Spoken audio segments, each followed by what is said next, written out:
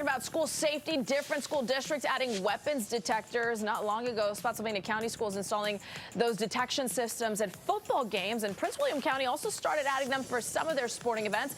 We've got Mark Powell joining us here. Good to see you, Mark. It seems as though now we're moving past usual school hours to make sure that our kids are safe, but even into those extracurricular activities, especially big football games. Well, Marina, we all know schools are not the safe place they used to be. With school violence and you take one pill and you can die from a fentanyl overdose, we're just in a different kind of a ballpark.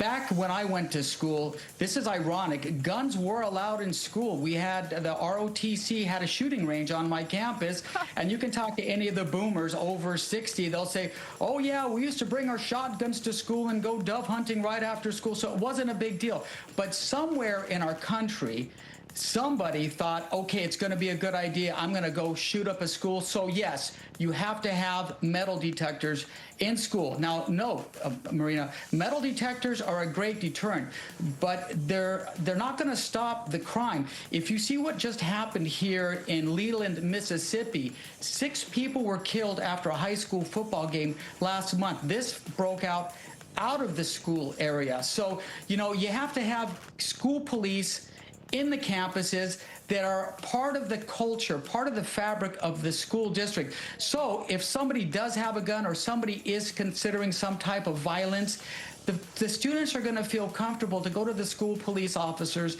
and tell them, hey, you know, this person has a gun or there's some violence that might happen after the football game. But then that's the education side. From the law enforcement side, these teenagers that do commit these crimes, killing people, shooting people, they need to be charged as adults. They cannot go free just because they're 16 or 17 years old and hide under the juvenile justice system. Yeah. You know, you brought up that situation in Mississippi. Were there police officers there? Because generally speaking, when you've got crowds like this, there are officers on overtime.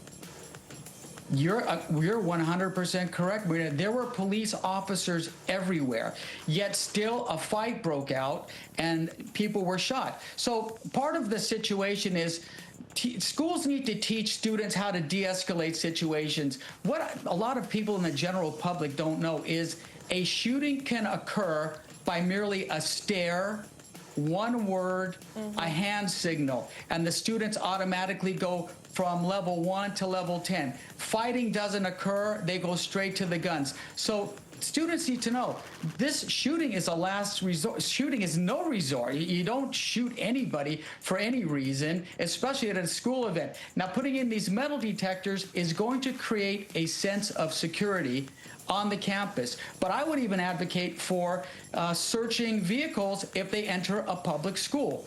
Just like they do if you enter a military base, like you do if you cross the border. You get your luggage searched at the airport, and they don't need a search warrant for that because these have to be completely safe spaces. Yeah. So maybe at some point those search and seizure laws will change where you can have a vehicle or a person searched at school without having to have a search warrant. Unfortunately, the volume of schools compared to military federal installations is just overwhelming. And to have, as you know, police officers taken off the streets for a role like that could be devastating to some jurisdictions. Mark, however, a conversation we'll continue to have as we see these going up across school districts here in the DMV. Stay with us. We'll be right back.